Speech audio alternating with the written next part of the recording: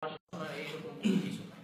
ভালো কলেজগুলো আছে, হ্যাঁ পড়াশোনা হচ্ছে, ভালো কিছু করা যায়। তবে যারা স্টুডেন্ট আসবেন যে হ্যাঁ আমি পড়াশোনা করবো, তো পড়াশোনার মতোই একটা নিয়ে আসবেন। যেমন আমাদের পড়াশোনা করার জন্য যে কলেজগুলো যেমন আছে, স্টেট ইউনিভার্সিটি আছে, স্টেট কলেজ আছে, মাল্টিমিডিয়া কলেজগুলো আছে, তারপর ইসলামিক ইউনিভার্সিটি আছে যেটা ওয়ার্ল্ডের টপ র্যাঙ্কিংয়ের মধ্যে একটা।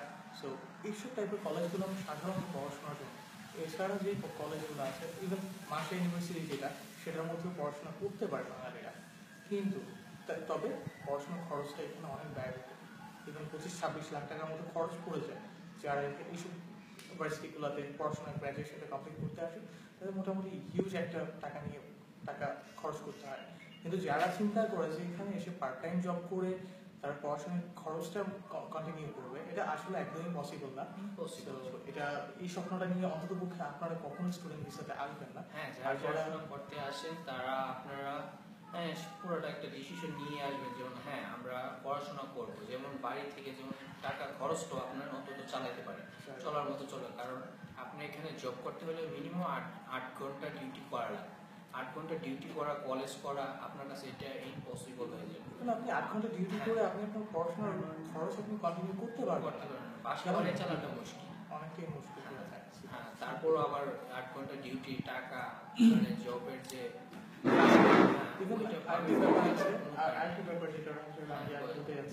যে আমাদের যে স্টুডেন্ট যারা জব করতে আসে, আসলে তাদের জন্য কি জবটা অ্যাভেলেবল কিনা, এতটা কিনা, ইভেন এটা থেকে সরকারিভাবে কোনো পারমিশন আছে কিনা, বা পুলিশ যেটা মূলত পুলিশ বা ইমিগ্রেশন এটা আমাদেরকে ওইভাবে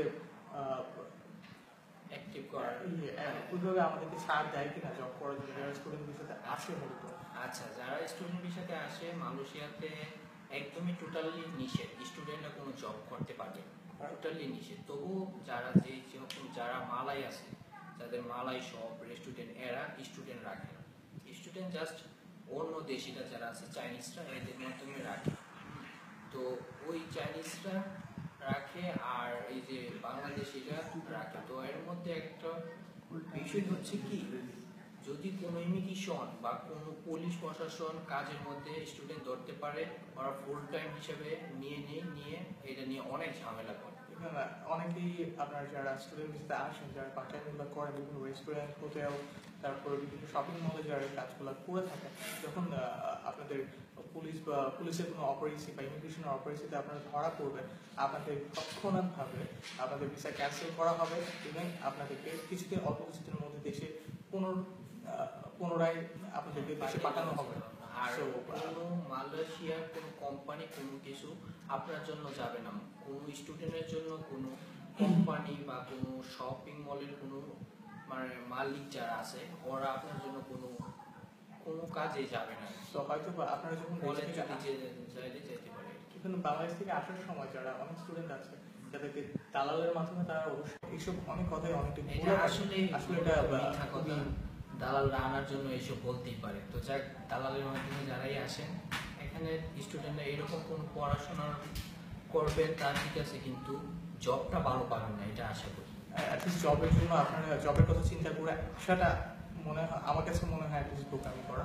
আর আরেকটা জিনিস, যারা মূলত স্টুডেন্ট মালয়েশিয়াতে পড়াশোনা করতে আসেন, তাদের জন্য আমার একটা সাজেশন হচ্ছে আপনারা দালালের উপর নির্ভর না করে, কারণ আপনারা অবশ্যই পড়াশোনা জানেন, পড়াশোনা করেছেন, ইন্টারনেট ইউজটা জানেন, আর যেহেতু এখন অনলাইনের যুগ, সো আপনাদের অবশ্যই উচিত মালয়েশিয়াতে যে টপ র্যাঙ্কিংয়ের যে কলেজগুলো, ইউনিভার্সিটিগুলো আছে, আপনি অনলাইনে সার্চ করবেন, তাদের ওয়েবসাইট পেয়ে যাবেন।